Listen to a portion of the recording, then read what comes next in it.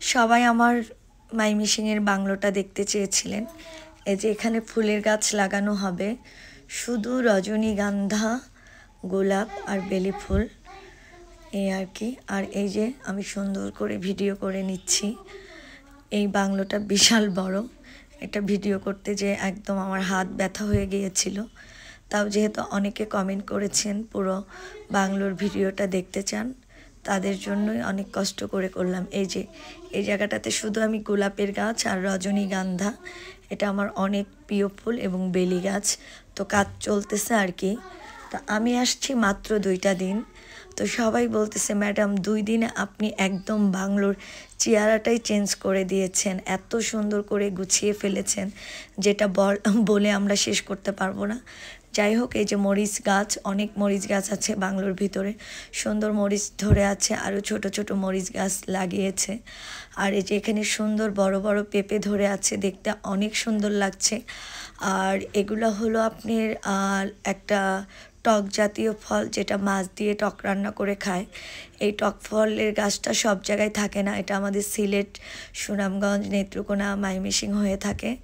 এটা খুবই শরীরের জন্য উপকার এবং ভিটামিন সি অনেক থাকে, এই আর কি। তো এই যে দেখেন ভিডিও করছি, আর এটা বিশাল বড় একটা পুকুর।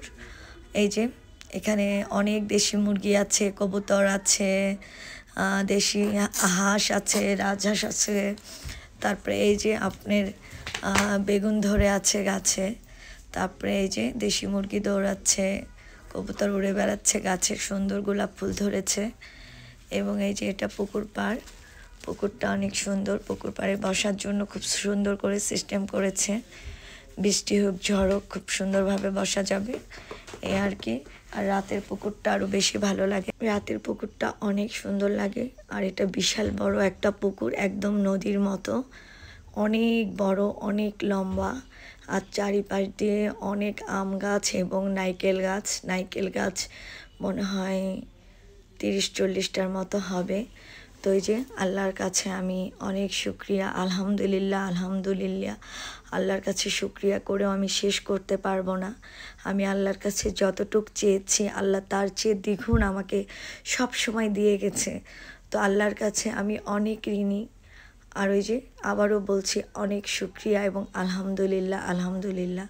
এবং আমার বাচ্চারা এত খুশি এই বাংলোটা পেয়ে, এবং বাংলোটা অনেক বড়। ওই যে দেখেন পুকুরটাই একদম নদীর মতো, আর পুকুরের মাছ অনেক বড় বড় হয়। এখানে দেশি কই মাছ, টাকি মাছও আছে, তার সাথে রুই, কাতল। কিছুদিন পরে মাছ ধরবো আর কি, এই আর কি।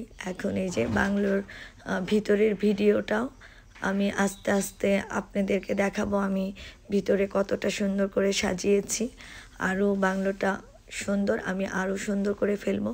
আর আমি যখন এসেছি তখন বাংলোতে লাইট অনেক কম ছিল, অন্ধকার অন্ধকার ভাব ছিল।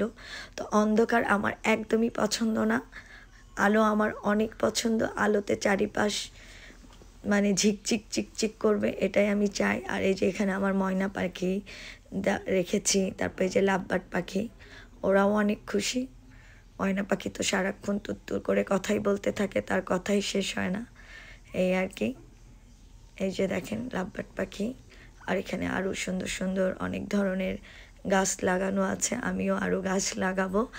আর এখানে এমন কোনো ফল গাছ নেই যে নাই, লেচু গাছ, জাম গাছ, আম গাছ, নারকেল গাছ, সব ধরনের ফল গাছই আছে, এই আর কি। তো এই যে সবাই যারা যারা আমাকে কমেন্ট করেছিলেন বাংলোর ভিডিওটা দেন, তাদের জন্য এই ভিডিওটা করা। এবং বাংলোটা অনেক সুন্দর, আমার বাচ্চাদের বা যারা আসতেছে তাদের অনেক পছন্দ হচ্ছে।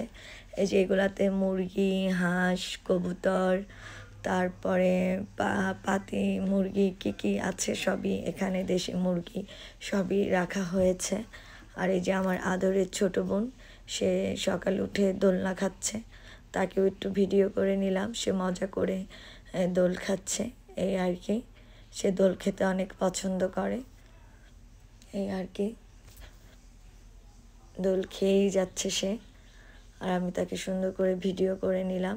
আর ওর পিছনে লাউ গাছ, ওখানে অনেক সুন্দর সুন্দর লাউ ধরে আছে, এই আর কি।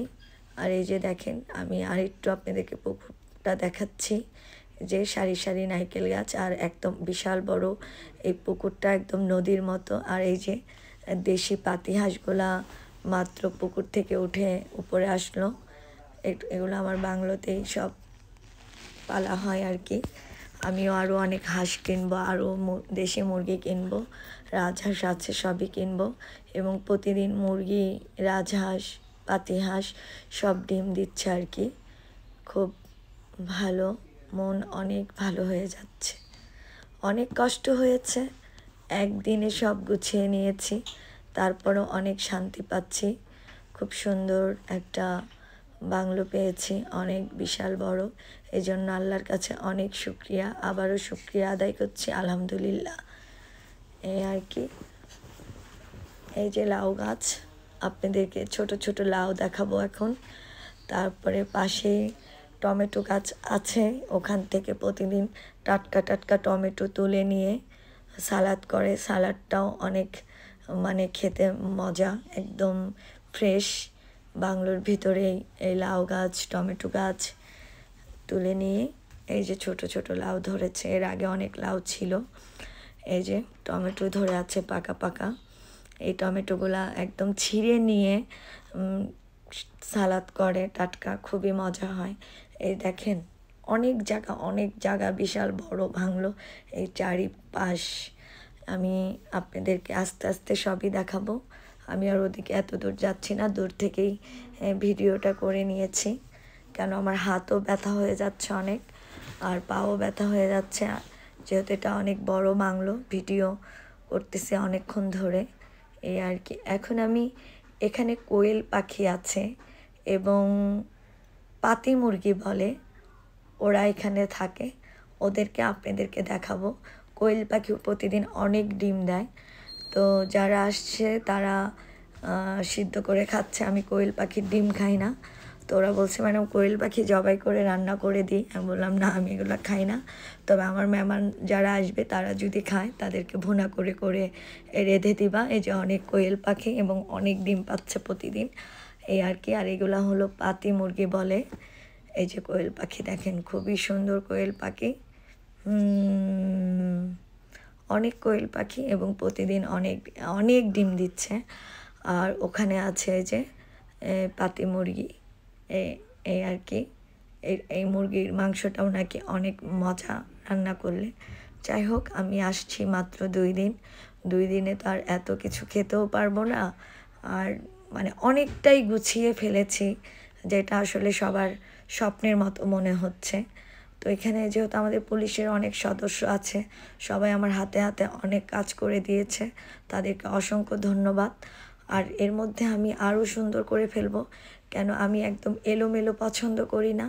আমি সব সময় সব কিছু সুন্দরভাবে সাজানো গোছানো পছন্দ করি। তো আমি এটা আরও অনেক সুন্দর করে ফেলবো, এই আর কি।